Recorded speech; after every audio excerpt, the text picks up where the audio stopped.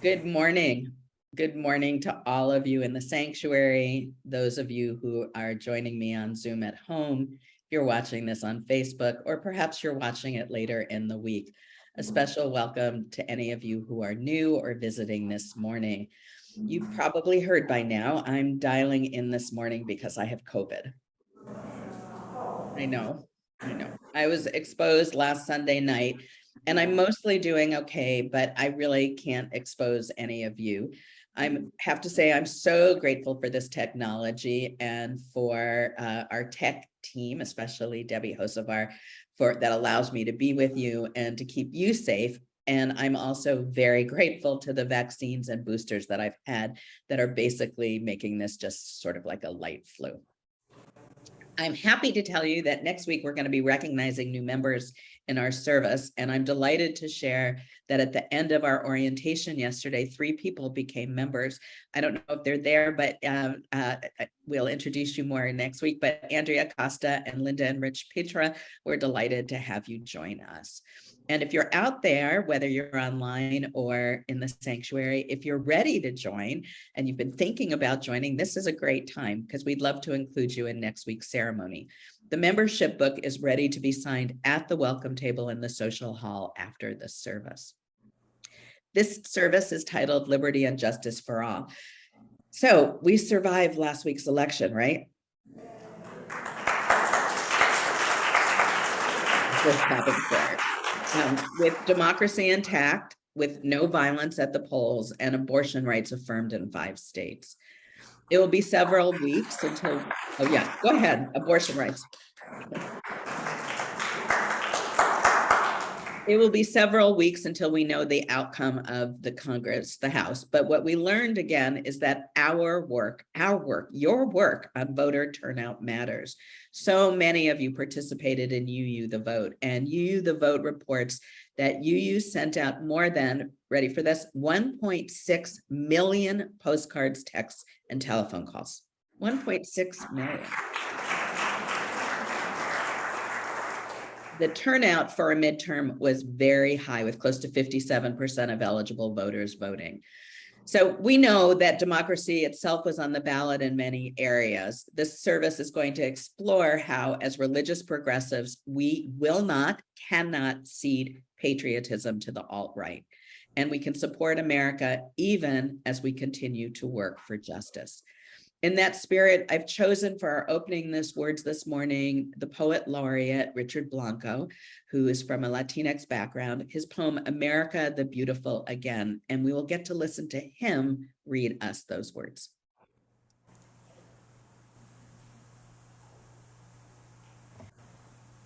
America the Beautiful Again. How I sang, oh beautiful, like a psalm at church with my mother, her Cuban accent scaling up every vowel. Oh, beautiful, yet in perfect pitch, delicate and tuned to the radiant beams of stained glass light. How she taught me to fix my eyes on the crucifix as we sang our thanks to our Savior for this country that saved us. Our voices hymns as passionate as the organ piping towards the very heavens. How I sang, for spacious skies, closer to those skies, while perched on my father's sun-beat shoulders, towering above our first 4th of July parade. How the timber through our bodies mingled, breathing, singing as one with the brass notes of the marching band, playing the only song he ever learned in English. How I dared sing it at assembly with my teenage voice cracking, for amber waves of grain, that I'd never seen, nor the purple mountain majesties, but could imagine them in each verse rising from my gut. Every exclamation of praise I belted out until my throat heard America, and again, America. How I began to read Nietzsche and doubt God, but still wished for God to shed his grace on thee, and crown thy good with brotherhood. How I still want to sing, despite all the truth of our wars and our gunshots ringing louder than our school bells, our politicians smiling lies at the mic, the deadlock of our divided voices shouting over each other instead of singing together.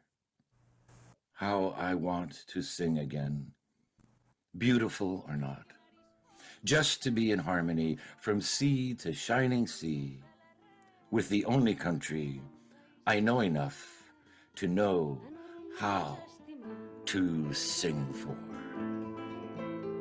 En un país normal, la normal és transformar, cooperar.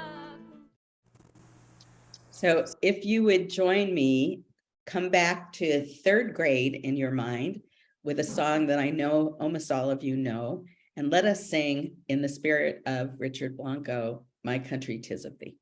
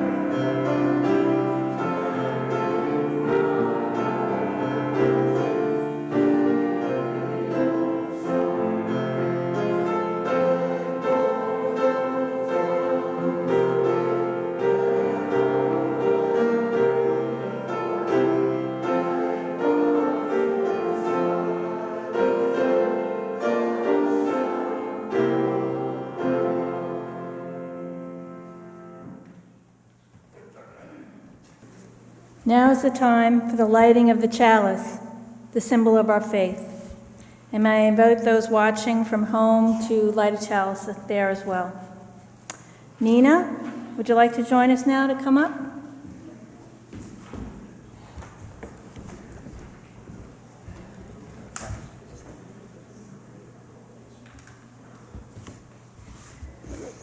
The Element of Fire by Sarah Lammert.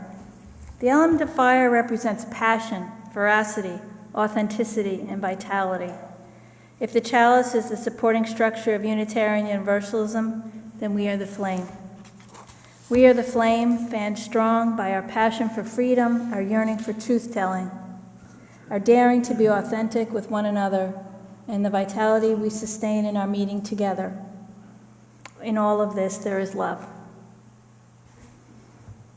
I think you can sit down. Thank you.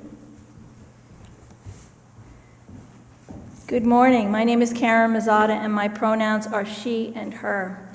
We have a few brief announcements. It's November and Thanksgiving. The Little Red Wagon needs your donations. Please share our abundance by making a contribution to the Huntington Food Bank via our Little Red Wagon, which is in the lobby. Donate non-perishables like soups and pastas and sauce and cereal. Bill Hawkins, our coordinator of the wagon, shared that the food bank was really happy to see our bags recently as they are in need. So keep on giving if you can. The workers at Pindar Vineyards on Long Island need our help. They are the first farm workers in New York State to unionize and have been working hard towards their first contract. But Pindar is not willing to negotiate. The workers will be standing vigil every weekend in November. Read this week's flash to learn how you can participate in the vigils, as well as other ways you can support their efforts. We are essential in this struggle. Farm workers have always needed and have appreciated allies who join them in the quest for justice. And Star Child is back, a UUFH holiday tradition. The Religious Education Committee will be coordinating our annual holiday toy drive for Family Service League's Project Toy. Beginning next week, November 20th, you can select a star, a toy gift card suggestion from the board in the social hall. Please bring all unwrapped toys, gift cards to the bin in the social hall each Sunday. If you're participating in the services via Zoom, there will be a remote option for providing toy donations. The last day of the toy drive is Sunday, December 11th. Please stop by our table next week in the social hall and watch for more information in the flash. Thank you. I would like to invite the young and the young at heart to join me up here. All right. I'm Danielle Burby. My pronouns are she, her, and I'm the Director of Religious Education here. And I would like to call this meeting of Time for All Ages in session. So I'm pretty happy to tell you guys what has been decided, what I've decided. I talked to some grown-ups, and they convinced me. And so I am declaring summer canceled. Yeah, you're not going to get a summer vacation from school anymore. What? What do you think about that? You love learning. That's good. Is that fair for me to decide that? No. Well, I like learning too, but is it fair for me to decide that all by myself? Oh. Can you say that into the microphone? You need to ask the kids. So it's not fair that the only people I talked to about this with were grown-ups. Is that the problem here? Yeah? Okay. I mean, the grown-ups were pretty convincing.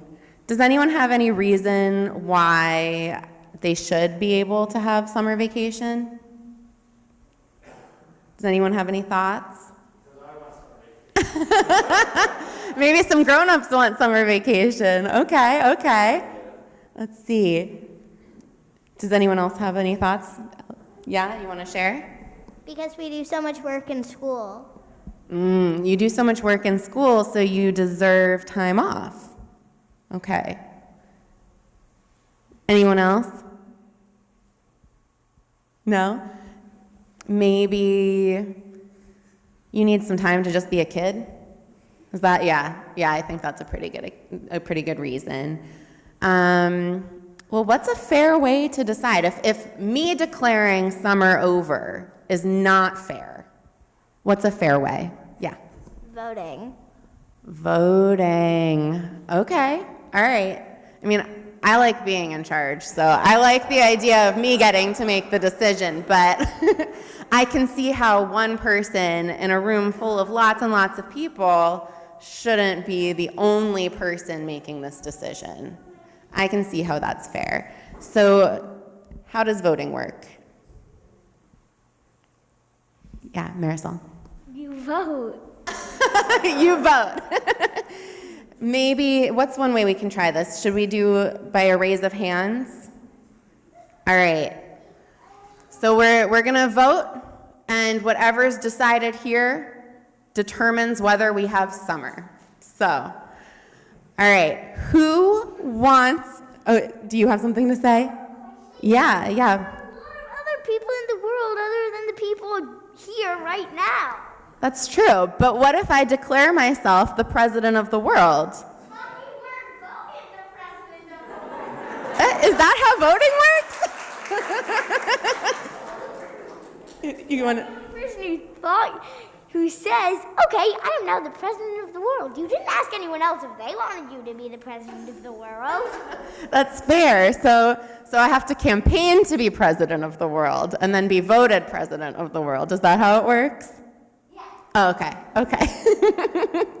So I think that to determine, you've convinced me, to determine whether summer should be canceled or not, I think we need a majority. Is that how voting works? Okay.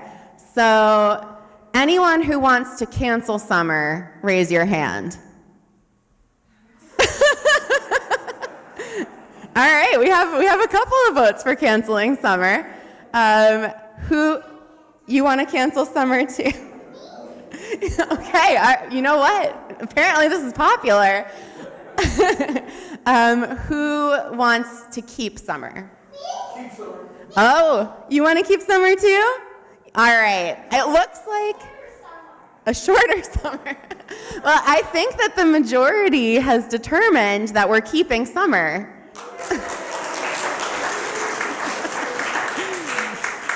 Yay, so, all right, thank you for teaching me how voting works, guys. I really appreciate that, and I guess I'll have to campaign to be president of the world. Yeah. I'll start that now. Thank you, Marisol. That's true. I'm the only person running, so. All right, well, thank you for joining me for the Time of All Ages. I officially end this meeting. And now you can help me sing the children and youth to their religious education classes.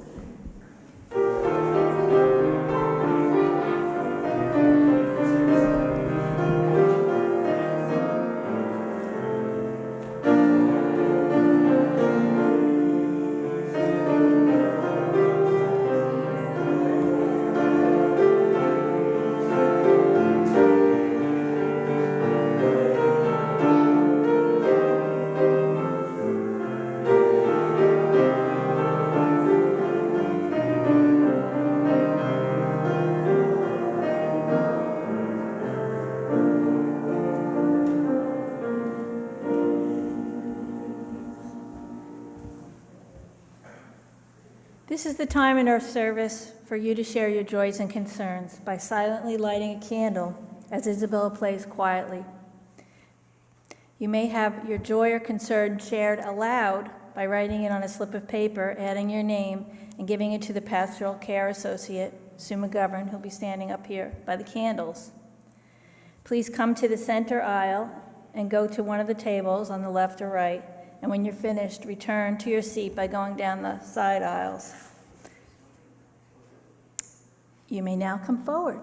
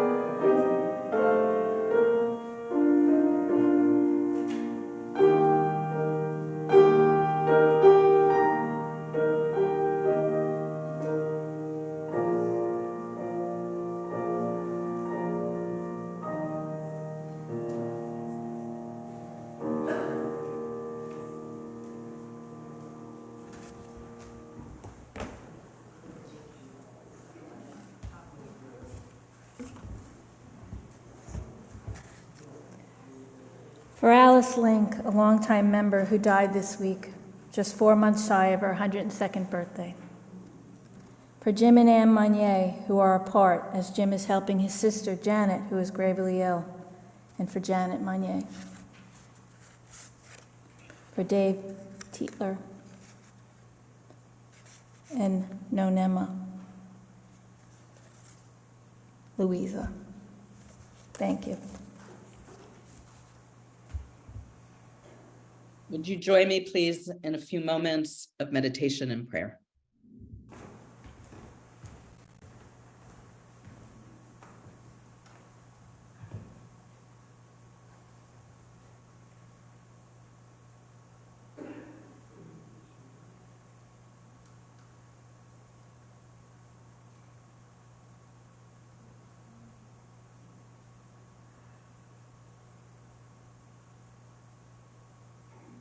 Spirit of life and love, connect us in this room, connect us over the internet, connect us in our community, connect us in our world.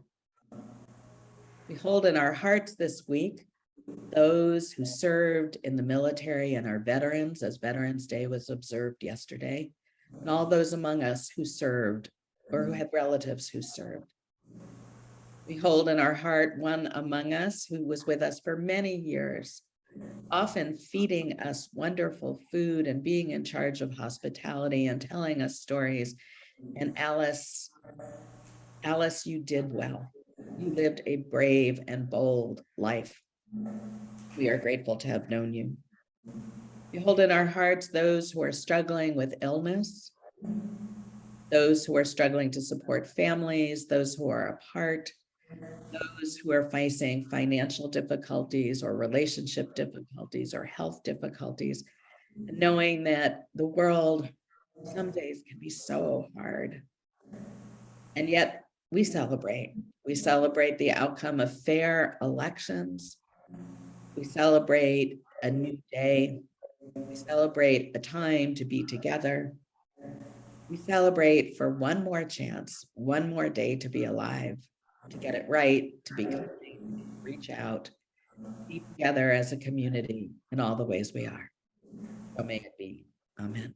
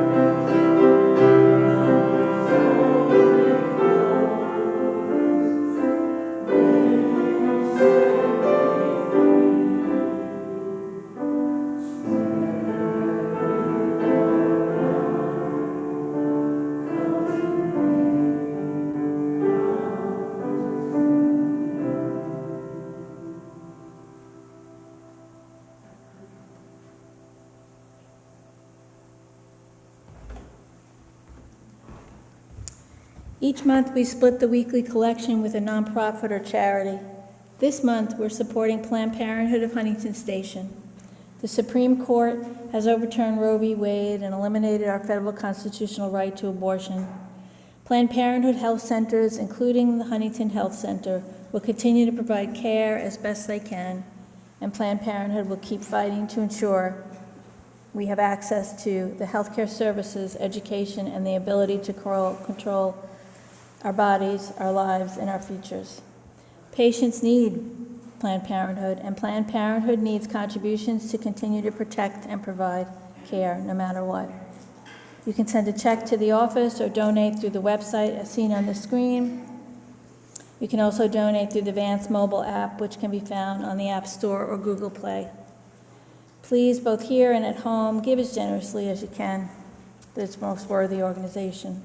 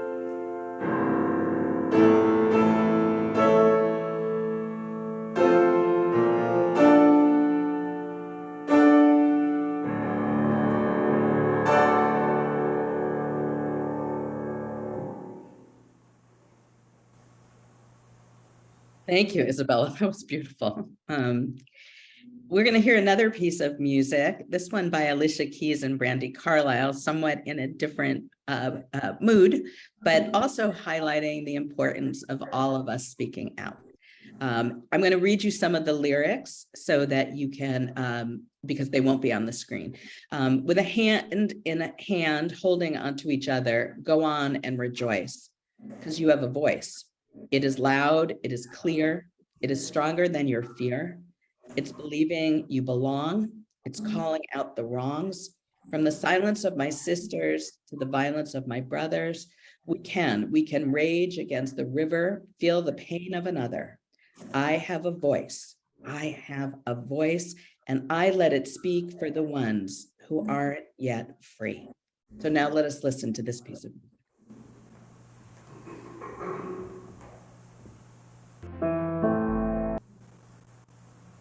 I could listen to that over and over again.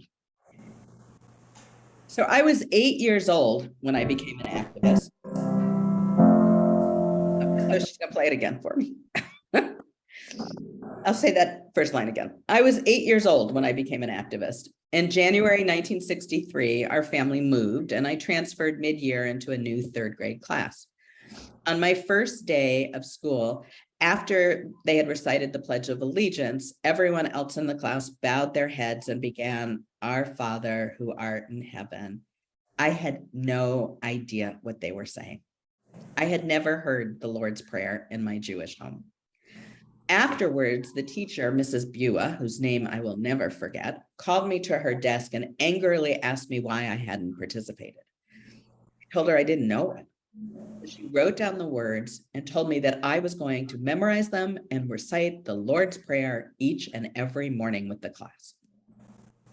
What I want you to know is I was in good girl hell. I didn't want to displease my teacher, but I also had a pretty good sense that my Jewish parents would not want me to say what was clearly a Christian prayer. So I created my own good girl compromise. I memorized the words, I would mouth them, but I wouldn't say them aloud. Later that spring, Miss Buick came in angrily one morning and she said, the Supreme Court just ruled that teachers can't require students to pray in school.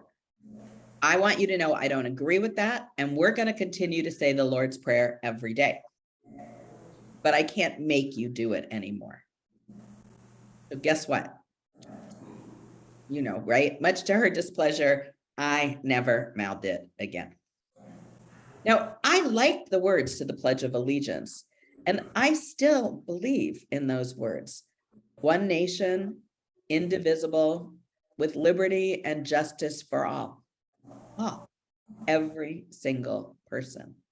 Of course, I didn't have any knowledge then that the words liberty and justice for all rang hollow. That when the Constitution was ratified in 1787, only white male property owners could vote. That Native Americans, Black and brown people and women weren't in the framers' minds at all.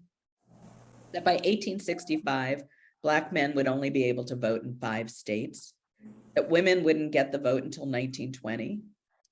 That Black people and some white allies in the South went to jail and died for the right to vote during those same years I was in the 3rd grade, including 2 Unitarian Universalists, Reverend James Reeb and Viola Liuzzo. And I certainly didn't know that so many kinds of people don't experience equality or justice in our United States. Voting and free and fair elections are the core of any democracy. And you probably know that democracy is our 5th Unitarian Universalist principle. As President Lyndon Johnson said in 1965, when he signed the Voters' Rights Act, the vote is the most powerful instrument ever devised for breaking down injustice. So this past Tuesday, right, it didn't turn out as well as we hoped, but it also didn't turn out as badly as most of us feared. As of this morning, we still don't have final results about the control of the House, but we learned late last night that the Democrats held the Senate.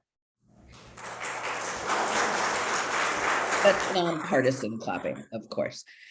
New York elected its first women's governor, thank God. Massachusetts, yeah, right? We didn't do so well locally though, right? Massachusetts and Oregon elected the country's first openly lesbian governors. Colorado elected its first gay man as governor. That's something we would not have seen 15 years ago. Abortion rights were affirmed by the electorate in every state where it was on the ballot. In Michigan and Connecticut, voters passed landmark ballot measures that expanded access to the ballot.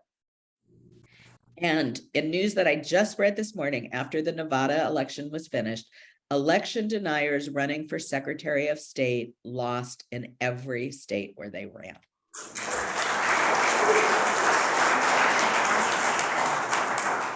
Perhaps most importantly, there was no violence on the ground.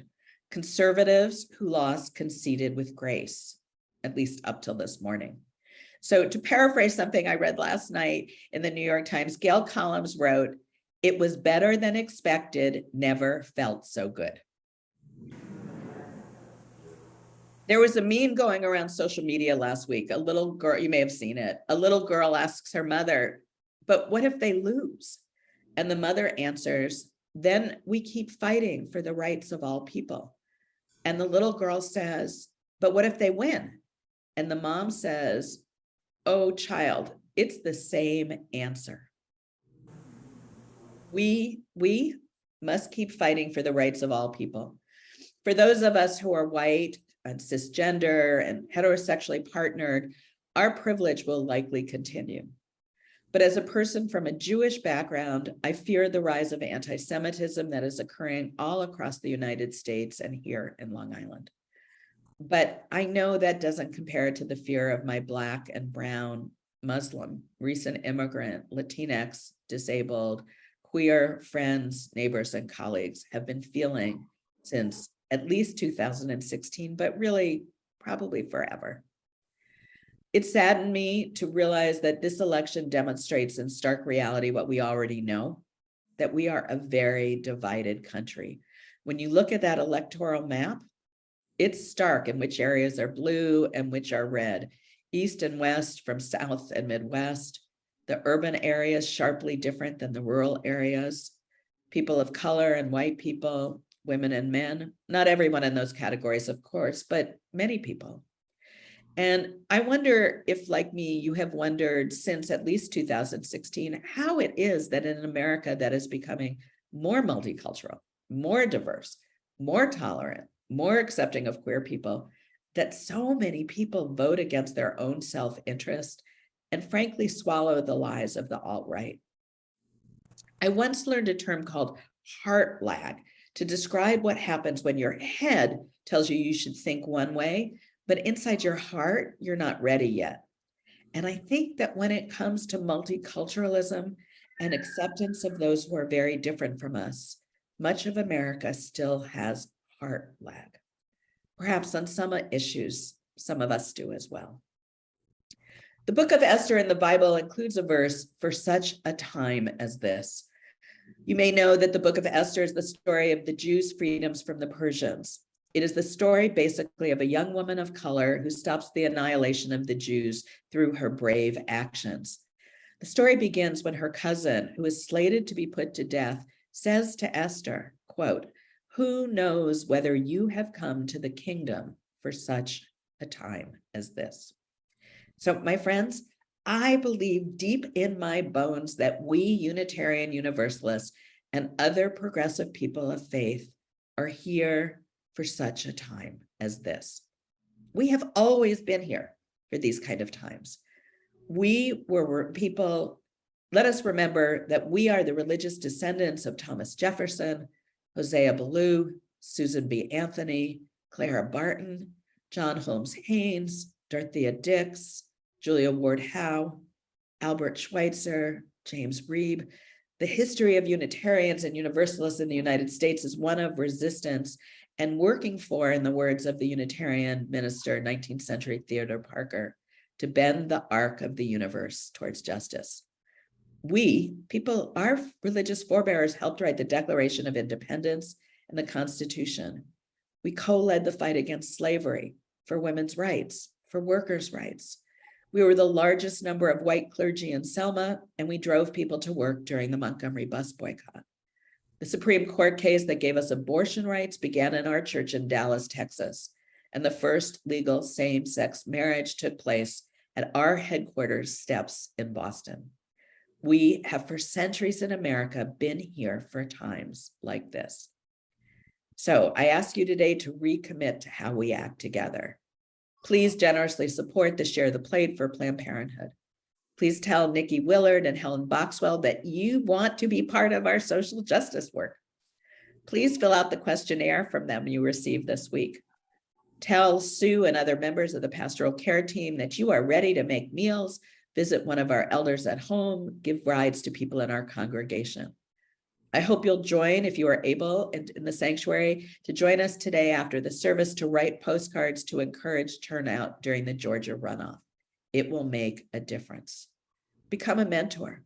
Show up at the Long Island Poor People's Campaign event or an upcoming Huntington Anti-Bias Task Force meeting. Take the time to educate yourself about the privilege so many of us in this room have and about the needs of others. Volunteer, donate, and please, please be ready to show up for your neighbors. I promise you that I will let you know when it is time to put our bodies on the line, to be out there for our neighbors and for justice in the larger world. We are surely made for a time like this. I'm going to give African-American poet Langston Hughes the last words of this sermon. In 1935, he wrote a poem called Let America Be America Again. And here are a few of its verses. Let America be America again. Let it be the dream it was meant to be. Let it be the pioneer on the plain, seeking a home where he himself is free. America never was America to me. Let America be the dream the dreamers dream. Let it be that great, strong land of love where never kings connive nor tyrants scream that any man be crushed by one above. It never was America to me. Oh, let my land be a land where liberty is crowned with no false patriotic wreath, but opportunity is real and life is free. Equality is in the air we breathe. And this poem ends, we, the people, must redeem the land, the mines, the plants, the rivers, the mountains, and the endless plains, all the stretch of those great states. And we must make America, America again. So may one day America be the dream it was meant to be. May we play our roles in helping it become that. May we find hope, faith, and love each week here together to sustain us in this. And may we then pass that hope and love on to a hurting world. May each day we remember, we, you, my friends, are made for a time such as this. Amen. So may it be.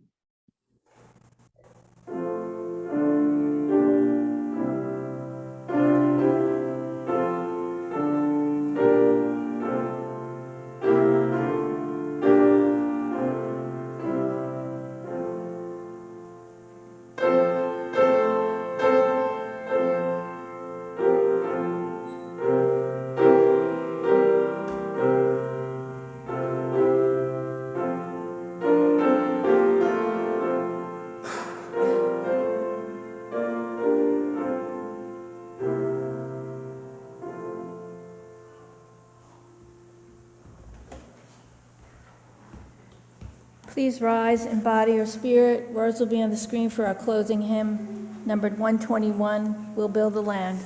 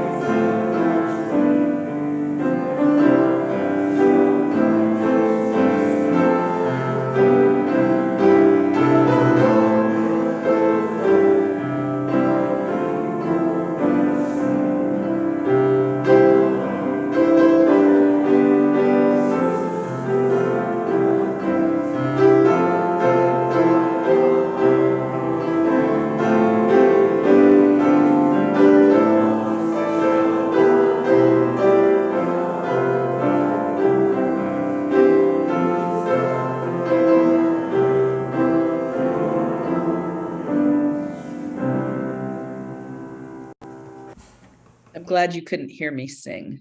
I hope you couldn't hear me. The closing words this morning are by Senator Cory Booker. He wrote them in 2016, but I think they still apply today. So let us stand up today. Let us pledge allegiance to our nation with renewed conviction and courage. Let us be determined to reach out to our fellow countrywomen and men. Let us encourage others. Let us be gracious. Let us seek to build bridges where they have been burned.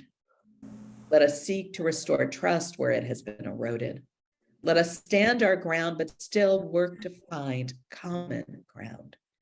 Let us be humble and do the difficult work of finding ways to collaborate and cooperate with those whose views are different from ours.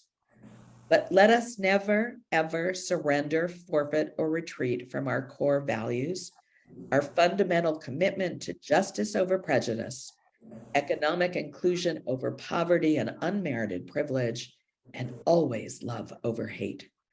Let us speak truth to power, fiercely defend those who are bullied, belittled, demeaned, or degraded, and tenaciously fight for all people and the ideals we cherish. It is a new day. We love our country. We will serve it, defend it, and never stop struggling to make its great promise real for everyone. And no one gets to have a vote on that. We're now going to listen for the postlude to a piece called Carillon. It was written and produced by one of my congregants in Westport. It's initially an anthem for reproductive freedom, but I think it's much bigger than that. The words will be on the screen. As you pick it up, please feel free to join in with the words, and I might even suggest that you stand up and move your body. Before we listen, I say to you the words I say to end our service each week. My friends, go in peace. May our real service begin.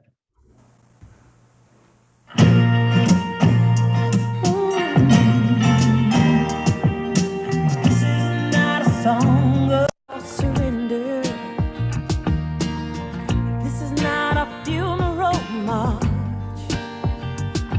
but a ripple in the well, the echo of a bell, tolling from the trouble in my heart. Feels like the world is winding backwards. All around the winds of anger blow. The rivers rising quickly, too deep the way to safety. Now get on board, let's everybody roll. We won't go back to Babylon, where we were forced to sing. May we become a Caroline. Let freedom ring. Let freedom ring. Oh yeah. Let it ring. This is not a song of hallelujahs. Some truths are not self-evident at all. Many voices with one cry. It's my body I decide. We'll rock the boat, we rise and we'll not fall. We won't go back to Babylon, where we were forced to sing. May we become a Caroline. Let freedom ring. Oh, let freedom ring. Let freedom